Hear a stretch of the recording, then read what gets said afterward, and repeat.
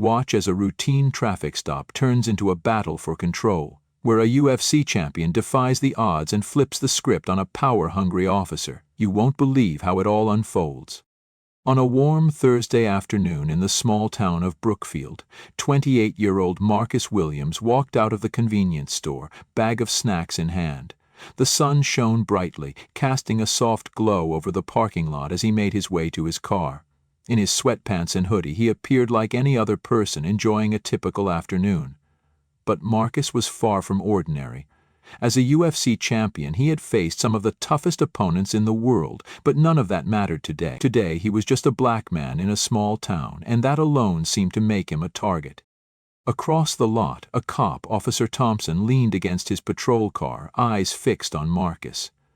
Thompson's gaze was sharp, the kind that seemed to say, "I'm waiting for you to make a mistake."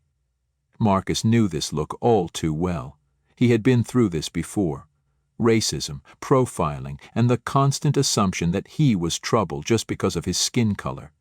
But today, Marcus wasn't about to let it slide. As Thompson approached, demanding to know what was in his pockets, Marcus kept his composure, knowing that one wrong move could escalate things. The tension in the air thickened as the confrontation turned from a simple question into a battle for respect. As Officer Thompson stepped closer, the tension between them became palpable. Marcus, with a calm but unwavering stance, held his ground, refusing to be intimidated. "It's just snacks, man," Marcus said slowly, pulling out his receipt and chips. His voice was steady, but there was an undeniable edge to it. Thompson, however, wasn't interested in resolving the situation. He wasn't looking for answers, he was looking for a confrontation. The officer's body language said it all. His chest puffed up as if preparing for a showdown. "You think you're above the law, huh? Walking around here like you own the place?" he spat, stepping closer. His words felt more like an accusation than a question. Marcus knew exactly what this was about. Power. Thompson was desperate to assert control over the situation, to remind Marcus of his place. But Marcus wasn't just any man. He was a UFC champion, a man who had fought opponents far stronger than this officer. However, this wasn't an arena, and there were no rules in the street. Only one wrong move could lead to a disastrous end. The cop's voice became more aggressive, his words sharper as he tried to provoke Marcus. "You think you can just loiter here, huh?" Marcus's hands clenched around his bag, his body coiled like a spring. But he didn't react. He wasn't about to give Thompson the satisfaction of losing his cool. As the officer stepped even closer, his hand reaching for his cuffs, Marcus realized that this wasn't just about who was right. It was about power, about dominance. Then, just as Marcus braced for the worst, Officer Thompson made his move. He reached for Marcus's shoulder, trying to shove him against the car. In that split second, Marcus's instincts took over. He sidestepped smoothly, dodging Thompson's grab with ease. The look of shock on the officer's face was priceless. Marcus had already taken on bigger challenges in the octagon, and this wasn't even a fight. This was an abuse of power disguised as authority.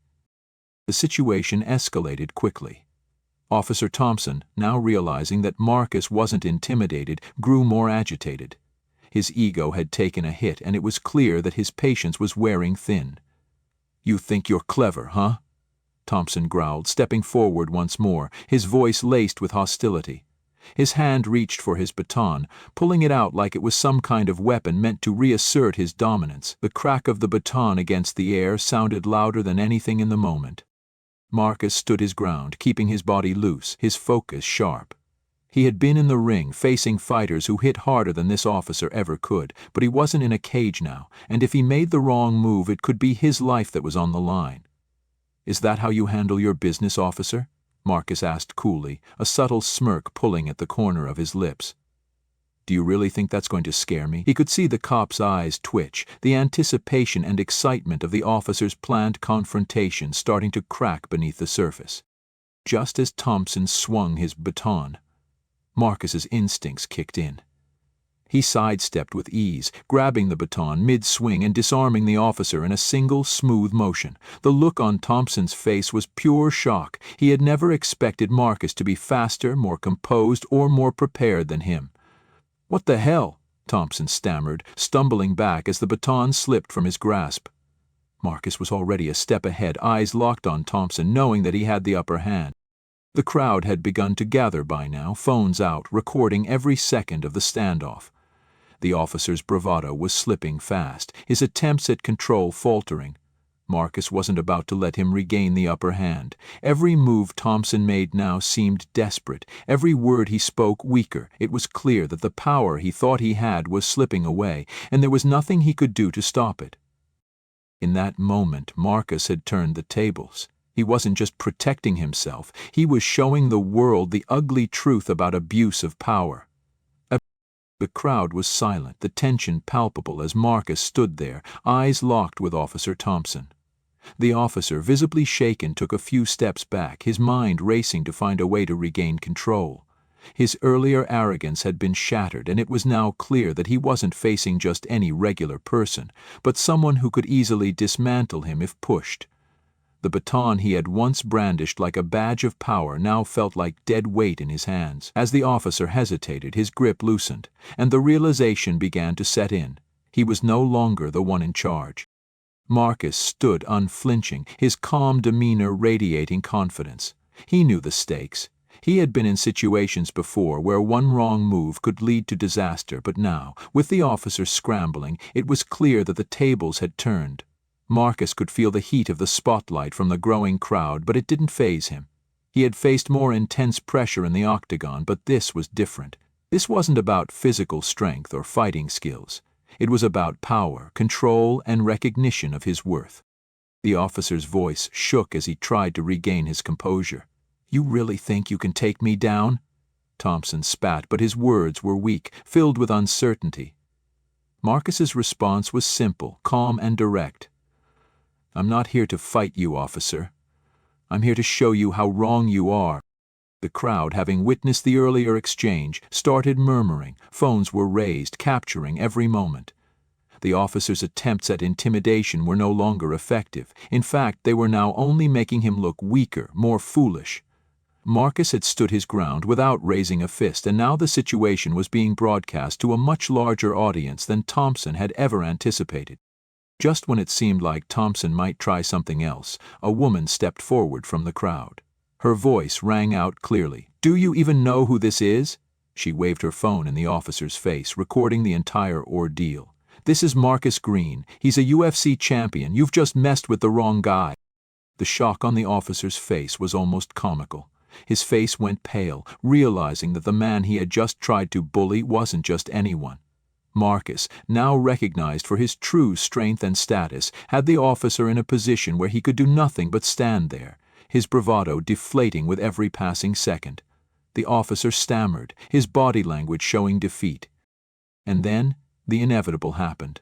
The officer slowly began to retreat, realizing that not only was his power in this situation meaningless, but it had also cost him his credibility.